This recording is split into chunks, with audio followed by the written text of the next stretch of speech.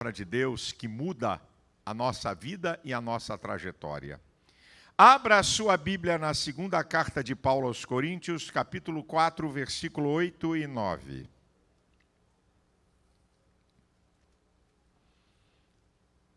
Segunda carta de Paulo aos Coríntios, capítulo 4, versículo 8 e 9.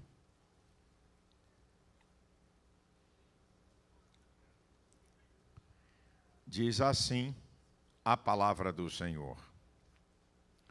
Em tudo somos atribulados, mas não angustiados, perplexos, mas não desanimados, perseguidos, mas não desamparados, abatidos, mas não destruídos. Na verdade, o que Paulo me mostra aqui são os limites do sofrimento. Em tudo somos atribulados até o limite máximo anterior à angústia. Tribulação sim, angústia não. Perplexos, sem entender nada. Desanimados jamais. Perseguidos até o limite máximo anterior a ser alcançado. Mas alcançado jamais. Desamparado nunca. Abatidos até o limite máximo anterior à destruição. Mas a destruição não.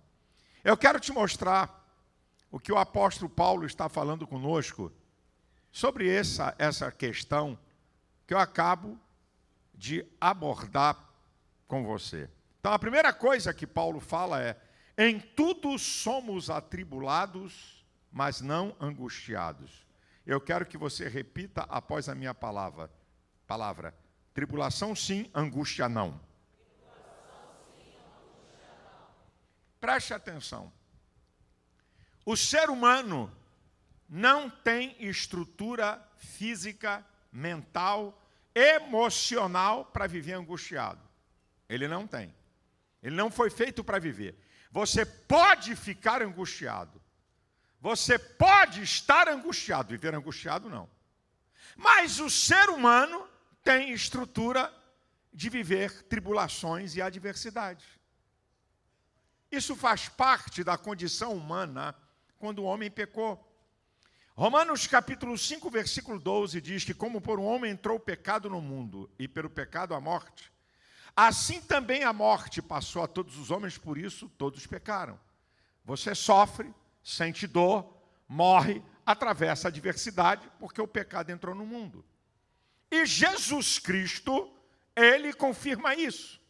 Em João, capítulo 16, versículo 33, diz: eu tenho escrito isso para que em mim tenhais paz. No mundo tereis aflições, tribulações, adversidades, mas eu venci o mundo. Jesus está dizendo que aqui nessa terra você vai encontrar lutas e adversidades. 3.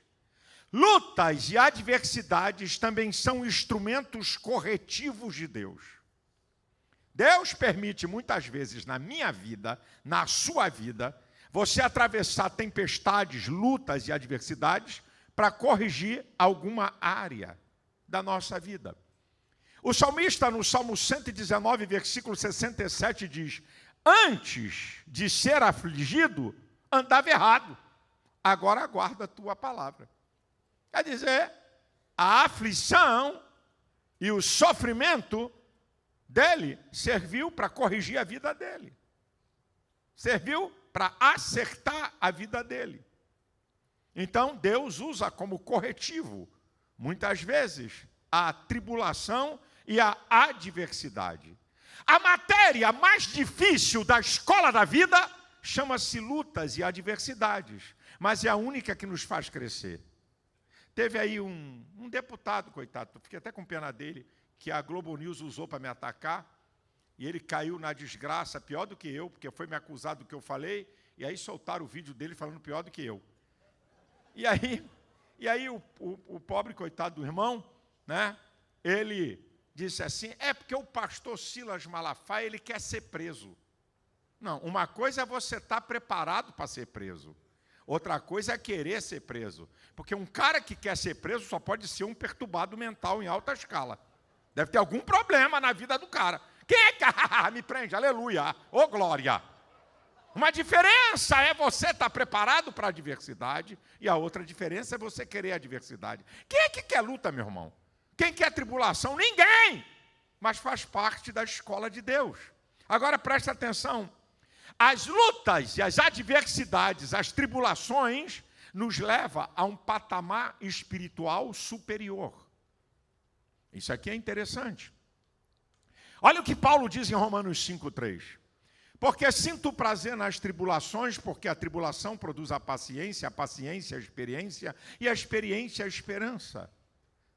E a esperança não traz confusão, porque o amor de Deus está derramado em nossos corações pelo Espírito Santo que nos foi dado. Olha quanta coisa a adversidade produz.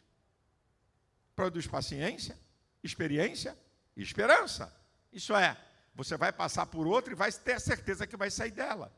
Olha Paulo, em 2 Coríntios, capítulo 12, a partir do versículo 7.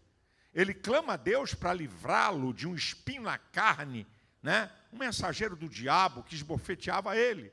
E aí o Senhor diz para Paulo, Paulo, a minha graça te basta, porque o meu poder se aperfeiçoa na fraqueza. Aí Paulo aprendeu rapidinho e vai responder, de muita boa vontade me alegrarei nas minhas fraquezas, para que em mim habite o poder de Cristo, porque sinto prazer nas fraquezas, nas necessidades, nas injúrias, nas angústias, por amor de Cristo, porque quando eu estou fraco, então eu sou forte. Essa fraqueza aí não é espiritual não, viu, irmão? Essa fraqueza é dos embates, das lutas, das adversidades. É nessa hora que você está sendo aprimorado, porque Deus quer levar você para patamares elevados. Agora, escuta essa.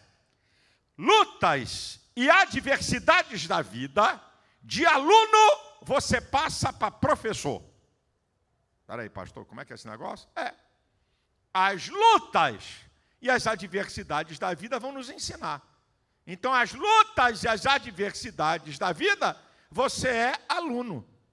Mas elas vão fazer você ser professor. Eu quero entender isso, pastor. Eu te explico com a Bíblia. Eu já disse aqui, toda afirmação teológica que um pregador fizer, ele tem que provar com a Bíblia. Se tem uma coisa que me deixa indignado, eu estar sentado ali e ver pregador aqui com bravata, com frase de efeito, com filosofia teológica, sem provar na Bíblia a argumentação que ele usa. E como eu tenho um pouquinho de experiência e conheço só um pouquinho, não dá, desculpa a expressão, para levar a bola nas costas. Então eu estou olhando o cara assim, eu vou dizer, prova. Prova. Então eu estou fazendo uma afirmação teológica. Eu estou dizendo para você que a luta e a adversidade vai fazer você deixar de ser aluno para ser professor. Então vamos ao texto da Bíblia, em 2 Coríntios, capítulo 1, versículo 3 e 4. Bendito seja o Deus e Pai de nosso Senhor Jesus Cristo, o Pai das misericórdias, o Deus de toda consolação, que nos consola em alguma tribulação, para que possamos consolar os que estiverem em alguma tribulação com a mesma consolação que de Deus somos consolados. O que é que Paulo está dizendo? Eu atravesso lutas e adversidades, aprendo e agora eu vou ajudar outros que estão passando lutas e adversidades semelhantes à minha. Exemplo, para você entender. Uma irmã, 10 anos lutando com o marido, um cabra safado. Beberrão. Muitas vezes golpista. Muitas vezes adúltero. E ela está lá lutando com o cara. Jesus, salve esse homem, salve esse homem. Passando só ela sabe o quê. 10 anos depois esse cara se converte. Passa a ser um homem de Deus, o homem mais amoroso do mundo. Mais fiel do mundo. Aí cruza no caminho dela uma irmã que está com uma crise conjugal. Eu vou acabar com o casamento, eu vou sair disso. Ela diz assim, vem cá, senta aqui. Eu vou te dizer alguma coisa que aconteceu comigo para te ajudar. De aluna virou professora. Não reclama não. Tudo isso que está acontecendo com você, Deus está te treinando para você ajudar outros que estiverem na mesma tribulação e você vai consolá-lo com a mesma consolação que de Deus você recebe. Agora escute, tribulação sim, angústia não. A angústia é uma aflição intensa, é uma agonia da alma. O ser humano não tem estrutura física, repito, mental e emocional para viver em angústia. O que são as doenças psicossomáticas? São as doenças promovidas pelo psiquismo do homem que vai atingir o soma, o corpo. Então, pessoas que vivem vida em constante angústia são candidatas à depressão profunda, são candidatas a câncer, são candidatas a uma série de doenças no organismo, no coração, no fígado, no baço, nos ossos. Por quê? Porque estão vivendo angústia por longo tempo. E que nenhum de nós tem estrutura para viver angustiado. Você pode ficar angustiado e não viver angustiado. Então, pastor, qual é a saída? A saída está na Bíblia. Salmo 50, versículo 15. Invoca-me no dia da angústia. Eu te livrarei e tu me glorificarás. O que diz o Salmo 46? Deus é o nosso refúgio e fortaleza, socorro bem presente na angústia. Ele está aí com você. Agora, eu gosto desse salmo, que é um salmo muito lindo de um cara que estava atravessando uma angústia que eu não sei nem qual é. Ele diz que era angústia do inferno. Não é coisa boa e não é coisa fraca. O salmo começa pelo final. Ele primeiro vai agradecer e vai dizer a atitude dele. Depois ele vai contar a história, que é o Salmo 116, os 10 primeiros versículos.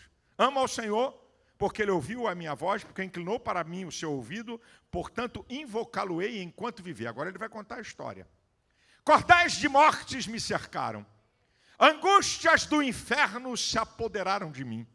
Encontrei aperto e tristeza, então clamei ao nome do Senhor. Ó Senhor, livra a minha alma. Aí vem o resultado. Piedoso é o Senhor e justo. O nosso Deus tem misericórdia. Ele guarda os simples. Olha só. Livrou a minha alma. Volta minha alma para teu repouso. Porque o Senhor te fez bem. Livrou a minha alma da morte, os meus olhos das lágrimas e os meus pés da queda. Agora olha a conjugação verbal. Criei e por isso falei. Estive muito aflito. Já não estou mais. Estive muito aflito.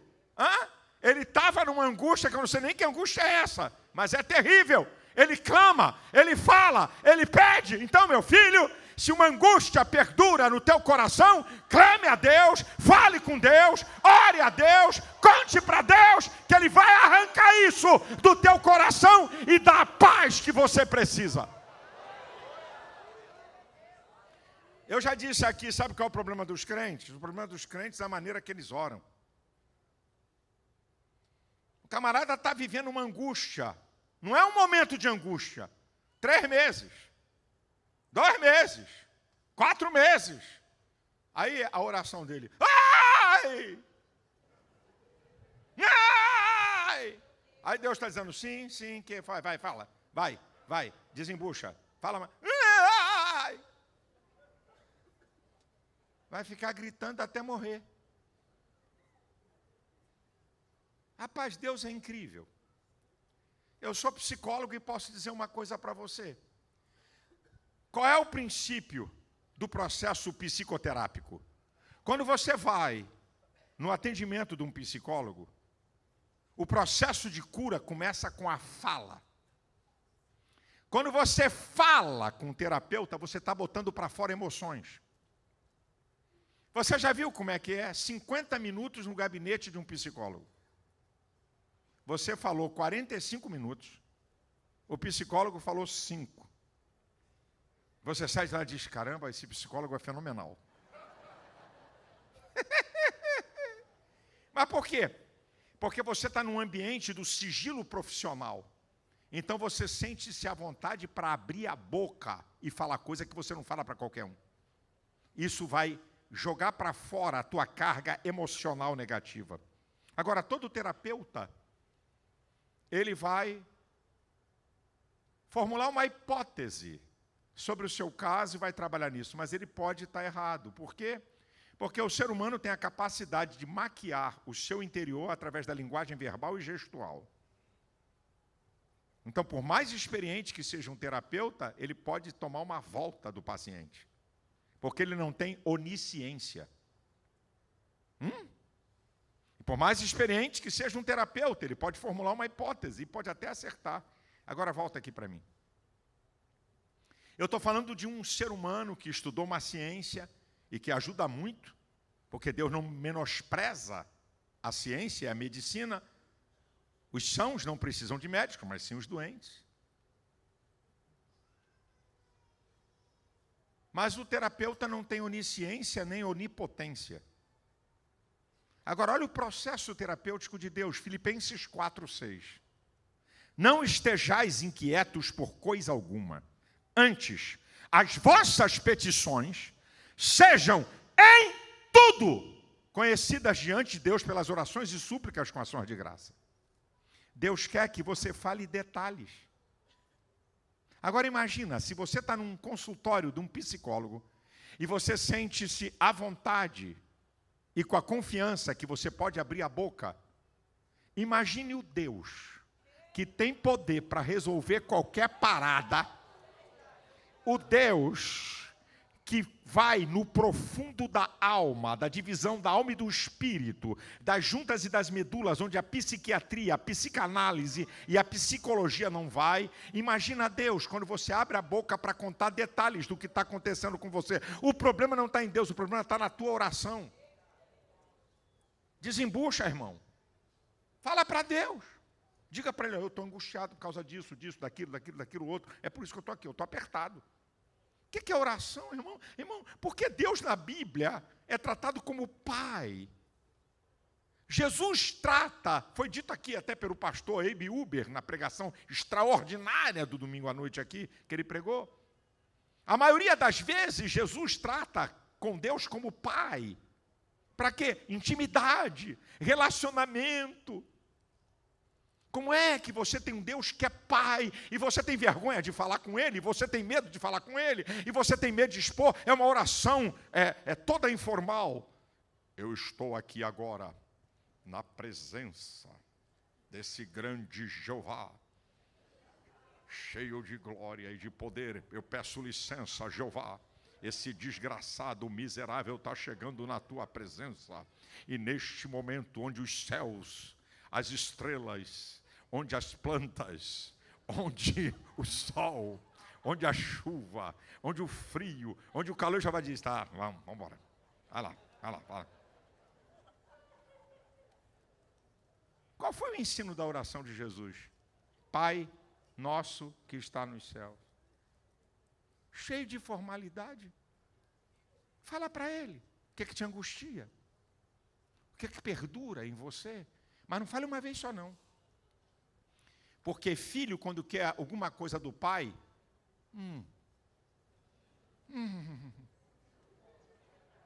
Eu estava vendo meu neto ontem. O Silas fez o batismo aqui e chegou lá no final da inauguração em Lopes. Aí foi com o meu neto. Aí tinha lá um jantar. E eu conheço o garoto, eu falei, ele chegou na frente, ele veio na frente, no culto, com outro pastor. Aí eu falei, você quer jantar, Silas? Ele falou, não. Meu pai está vindo aí, eu quero um McDonald's. Aí eu falei, tá bom. Aí chega o pai. Aí ele, pai. Aí o Silas fala, vamos jantar para a gente ir. Ele falou, não, pai, eu quero um McDonald's. Que McDonald's, rapaz? Aí o moleque vem e abraça ele por trás. Ele sentar na cadeira, você sabe que eu te amo. Eu falei, já levou Big Mac, batata frita, Coca-Cola dupla. Eu só estou vendo o moleque sagaz, esperto que só ele. Falou, pai, sabe que eu te amo? Eu falei, amigo, vamos parar com essa conversa e compra esse troço para esse garoto e deixa de lorota. Porque filho, meu irmão, cola com o pai, né? Só filho ignorante é que não sabe lidar com o pai. Não, pastor, é porque meu pai é um ignorante, eu até entendo isso. Que tem umas topeiras aí que são pai. Mas o teu Deus não é esse. O teu Deus é um Deus de amor, de compaixão, que quer ouvir os seus filhos, que quer te responder, que quer tirar essa angústia que você está vivendo, meu amado.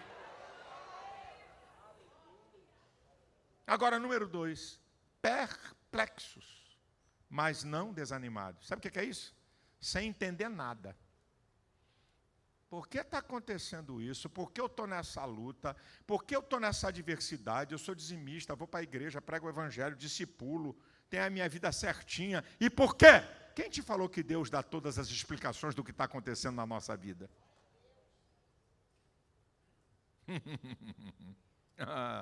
Quem te falou, irmão?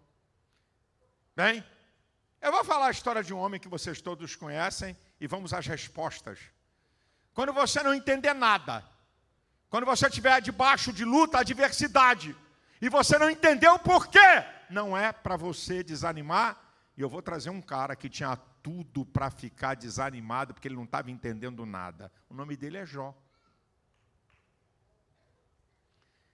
Jó capítulo 1, do versículo 1 ao 5, mostra quem ele era.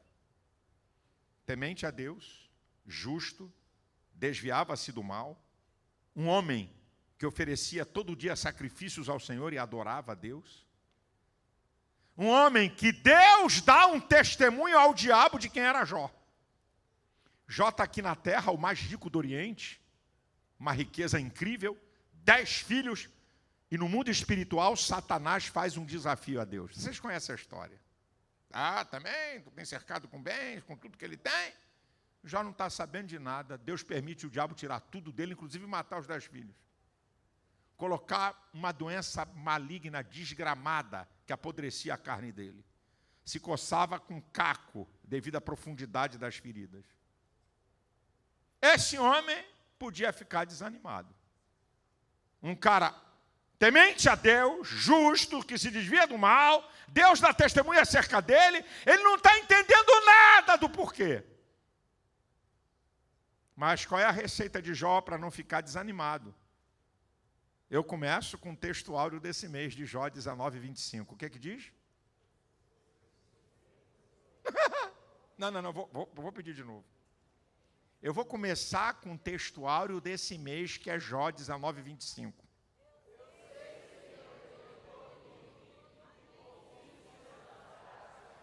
A metade da igreja não falou. Porque eu sei que o meu Redentor vive, que por fim se levantará sobre a terra. E eu vou continuar o texto. Ainda que a minha carne seja consumida, nos meus ossos verei a Deus. Sabe qual é o motivo para Jó não desanimar? Esperança e fé. Esperança é a confiante perseverança no futuro. Jó tinha a certeza e a convicção que ia sair daquela situação. Mas tem mais uma coisa em Jó, incrível, que é uma receita. Se o que está acontecendo na tua vida, tu não está entendendo nada. É Tiago, capítulo 5, versículo 11, que vai falar de Jó. Ouvistes, temos por bem-aventurados que sofreram. Ouvistes o sofrimento de Jó? E a sua paciência? E o fim que o Senhor lhe deu? Porque o Senhor é muito piedoso e misericordioso. Paciência. Pessoa que suporta dor e infortúnios, sem queixa e com resignação. Paciência. Aguentar firme na hora da tribulação e da adversidade. O que é que você faz, meu querido, quando você não entende nada, para não desanimar? A receita de Cristo, que eu já citei aqui, de João 16, 33, tende bom ânimo. Ele não diz que te dá ânimo, ele diz que você tem que ter ânimo. O ânimo é o agente ativador do ser, faz uma pessoa ser positiva, proativa, resiliente, que acredita na vitória, que não desiste. É você, ânimo, é da alma do homem, é você que tem que ter ânimo, não é Deus que te dá ânimo. É isso que faz com que você não desista, não se entregue, não fique desanimado. Você lembra da oração de Abacuque, em Abacuque capítulo 3, do 17 ao 19?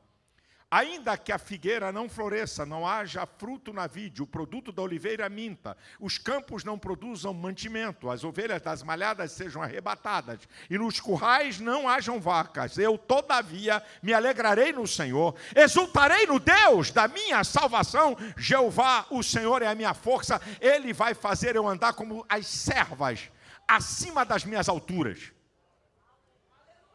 Ainda que eu perca tudo, ainda que eu não entenda nada, eu sou um dependente de Deus e eu vou exaltá-lo.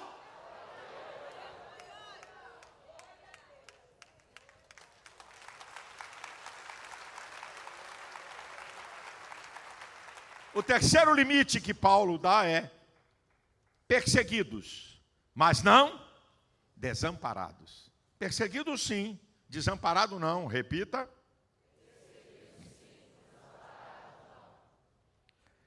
Jesus declarou em Mateus 28, 20, eis que estou convosco todos os dias até a consumação dos séculos. Presença de Deus na nossa vida é proteção, é provisão e cuidado. Ele vai sempre estar com você.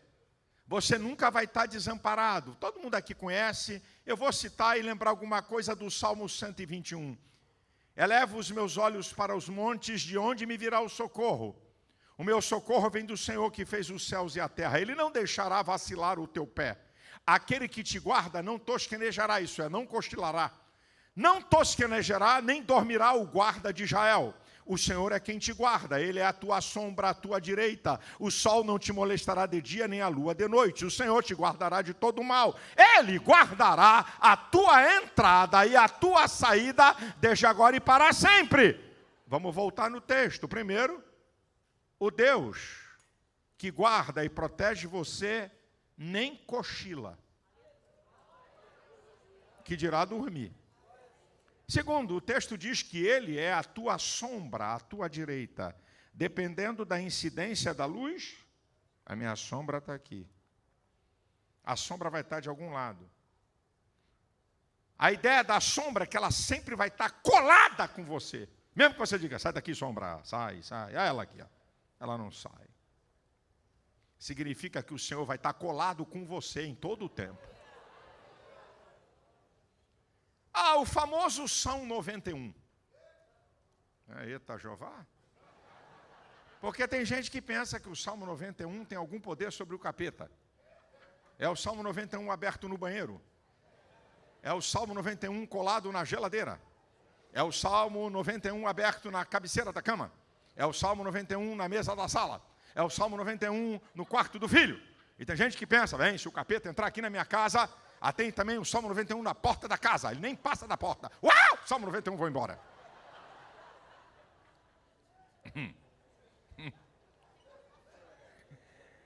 Meu querido irmão, Satanás usou o Salmo 91 para derrubar Jesus. Lança-te daqui para baixo, porque está escrito que dará ordem aos teus anjos, para que peguem pelas tuas mãos e não tropeces em pedra alguma. Salmo 91, versículo 11 e 12.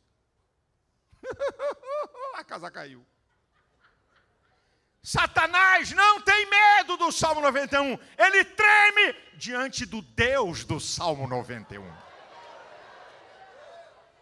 Estou a Bíblia aberta no Salmo 91, em Gênesis 1, em Apocalipse 21, não diz nada para o diabo. Mas como é que diz o Salmo 91? O que é que diz? Aquele que habita no esconderijo do Altíssimo, a sombra do Onipotente descansará. Direi do Senhor, o quê? Refúgio, a minha fortaleza, e nele confiarei. Ele te livrará do laço do passarinheiro e da peste perniciosa. Ele te cobrirá com as suas penas, debaixo das suas asas estarás seguro, porque a sua verdade é escudo e broquel. Não temerás a espanto noturno, nem seta que voe de dia, nem peste que ande na escuridão, nem mortandade que assole ao meio-dia. 1000 cairão ao teu lado, 10.000 à tua direita, e tu não serás atingido. Somente com os olhos verás a recompensa do ímpio, porque tu, Senhor, é o Altíssimo. Nenhum mal te sucederá, nem praga alguma chegará à tua tenda. Até o versículo 10. Meu querido,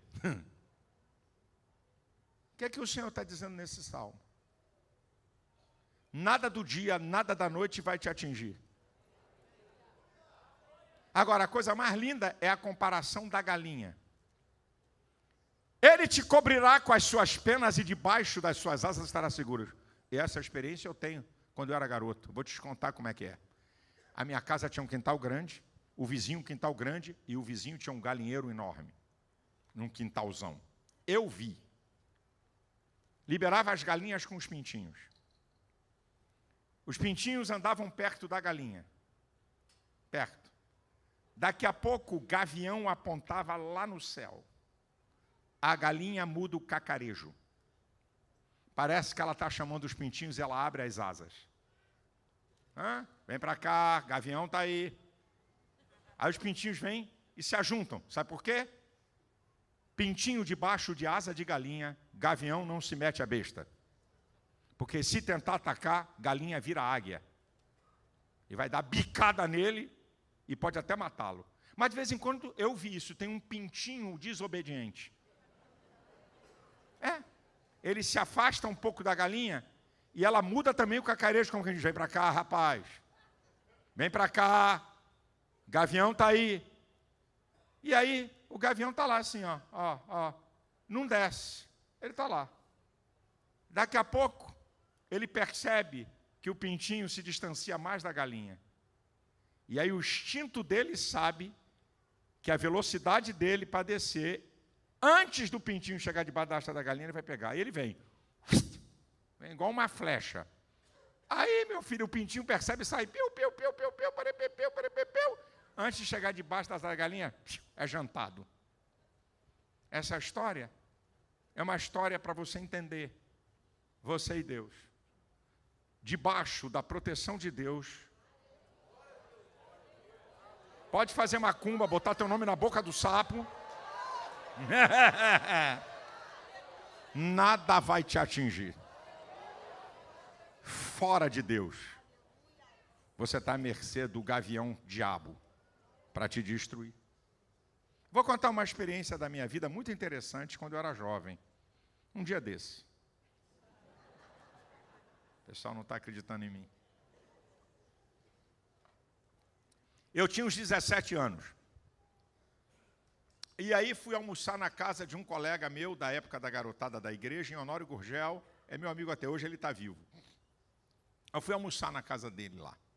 Uma rua subida, você descia, tinha a avenida principal ali colada com a linha férrea, tinha que atravessar a rua para pegar um ônibus.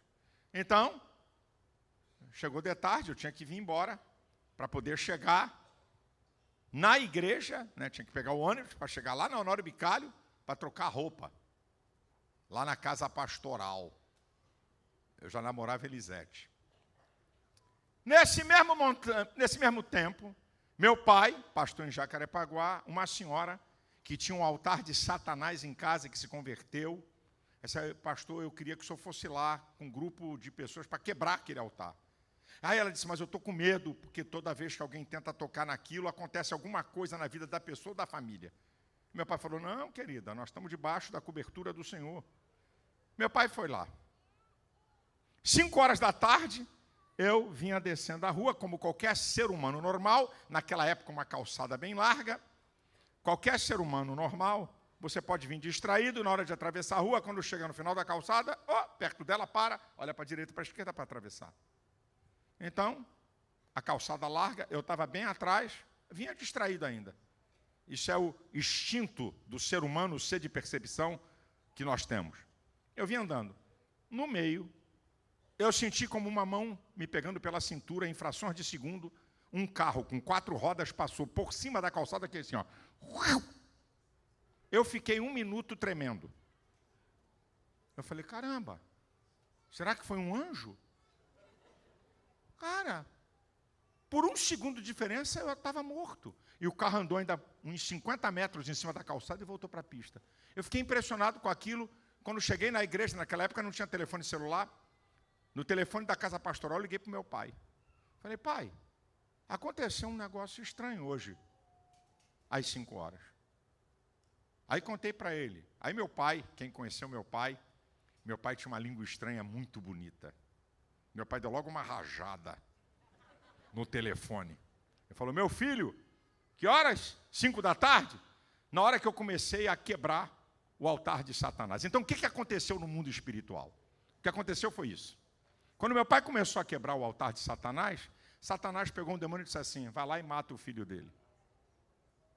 Satanás, a obra dele é roubar, matar e destruir. O demônio disse assim, deixa comigo. O diabo tem uma inteligência superior à inteligência humana, só que ele usa para o mal. Ele chegou, me viu descendo a rua, fez o cálculo. Pego um carro, jogo em cima da calçada, desvio para o cara perder a direção e eu mato ele. Ele calculou, corretíssimo. Foi exatamente o que ele fez. Vai descer, vai chegar naquele ponto, eu pego um carro, jogo em cima dele e mato. Perfeito. Ele vem e age para aquele carro subir com 4 rodas na calçada, como eu disse para vocês, depois ele volta. Só que o mesmo Deus que sabe de tudo disse, pegou um anjo e disse assim, vai lá e guarda ele. Ele não vai ser tocado.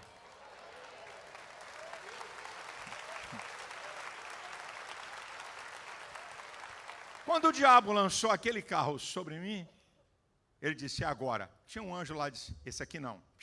Vum! Queridão, deixa eu dizer uma coisa para você. Se pegasse a vida de qualquer um de vocês, eu era um garoto, eu tinha 17 anos.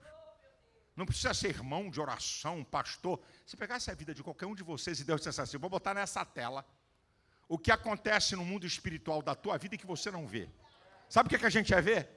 Demônios lançando setas, dardos inflamados para te atingir e os anjos de Deus. Esse aqui não, sai. Esse aqui está protegido. Esse aqui é de Deus. Esse aqui tu não toca. Esse aqui eu guardo. Perseguido sim, desamparado não. 1 João 5,18 diz, aquele que é de Deus, o maligno não lhe toca. Macumba não pega em crente, voodoo não pega em crente, obra de satanista não pega em crente, porque você está guardado pelo Deus Todo-Poderoso. Tem um glória a Deus aí, tem um aleluia a esse Deus que te guarda.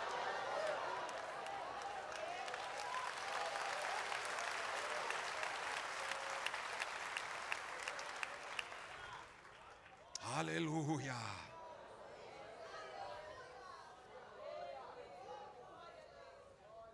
Em último lugar, abatidos sim, destruídos não. Sofrimento, perdas, injustiças, derrota, pode nos abater. Isso é uma verdade. Então eu vou te dar um conselho, que é muito importante. Nos abatimentos da tua vida, ouça coisas boas. Para de ficar vendo o noticiário do sangue. Para de ficar acompanhando notícia ruim. Para de ficar vendo bobagem na internet que não vai contribuir com nada. Para de ouvir fofoqueiro, linguarudo, gente que joga você para baixo. Porque se você já está abatido, ainda vai ouvir o que não presta. O apóstolo Paulo estava abatido. 2 Coríntios 7, versículos 5 e 6. Ele diz assim, eu quando cheguei à Macedônia não tive descanso algum, por fora combates, por dentro temores. Deus que consola os abatidos me enviou a Tito. Deus mandou Tito para falar coisas boas para Paulo. Você está abatido? Venha para a casa de Deus para ouvir coisa boa. Porque se você ficar ouvindo coisa ruim, meu irmão, vai te levar para baixo. Creia. Creia que Deus tem o poder para reverter essa situação. Que não vai ter homem nem diabo que vai te destruir. Uma palavra para animar você que está em Isaías 41:10. Não temas porque eu estou contigo, não te assombres porque eu sou o teu Deus. Eu te ajudo, eu te esforço, eu te sustento com a destra da minha justiça. Aquieta teu coração. E se você estiver abatido por questões espirituais de queda, eu também tenho uma palavra para você. Provérbios 24:16 diz, 7 vezes cairá o justo e não ficará prostrado. Salmo 37, versículo 24, ainda que caia, o Senhor o sustém pela tua mão. O Senhor está aqui para renovar você. O Senhor está aqui para te levantar, para restaurar a comunhão com você, para você sair daqui alegre, cheio de esperança, cheio de vida, e não ficar pelos cantos resmungando e choramingando, porque você tem um Deus grande que está com você, que age por você e que opera para a sua vida. Agora eu vou terminar dizendo para você, para quem é essa palavra? Escute. Nada na Bíblia é colocado para qualquer um. Não. Tudo na Bíblia tem propósito. Deus trabalha com princípios. Essa palavra, em tudo somos atribulados, mas não angustiados, perplexos, mas não desanimados, perseguidos, mas não desamparados, abatidos, mas não destruídos. Para quem é? 2 versículos antes. O versículo 6 e 7. Porque Deus que disse que das trevas resplandecesse a luz, é quem resplandeceu em nossos corações, para a iluminação do conhecimento da glória de Deus na face de Jesus Cristo. Temos, porém, esse tesouro em vaso de barro, para que a excelência do poder seja de Deus e não de nós. Em tudo somos atribulados, babá. Sabe para quem é essa palavra? Para quem tem Cristo como o Senhor da sua vida. É para quem Deus habita em você através do Espírito Santo. Essa é a palavra. Não estou falando que é para quem é da minha religião ou da minha igreja. Não. Essa palavra é para todos que entregam a sua vida a Cristo. Obedecem a sua palavra e a presença dele é real na sua vida. Tendo esse tesouro em vasos de barro, nós, vasos de barro, o homem é da terra, para que a excelência do poder seja de Deus e não de nós. É Ele que opera essas coisas. Você precisa ter um encontro com Cristo, ou você que está caído, está precisando voltar para Cristo. Jesus declarou em João 14,6, eu sou o caminho, a verdade e a vida, ninguém vem ao Pai a não ser por mim. Jesus declara em João 11,25, eu sou a ressurreição e a vida, quem crê em mim, ainda que esteja morto, viverá. Jesus declara em João 8,12, eu sou a luz do mundo, quem me segue não andará em trevas. Jesus declara em João 6,35, eu sou o pão da vida. Quem crê em mim quem vem a mim não terá fome, e quem crê em mim não terá sede. Ele usa os instintos mais veementes do ser humano, fome e sede, para mostrar as necessidades mais veementes. Ele tem poder de suprir. Você não precisa de mais uma religião. Você precisa de um Deus vivo que quer habitar em você e te ajudar nos momentos mais terríveis da vida que todos nós passamos. O que te falta é entregar a sua vida a esse Cristo. A igreja de pé, por favor.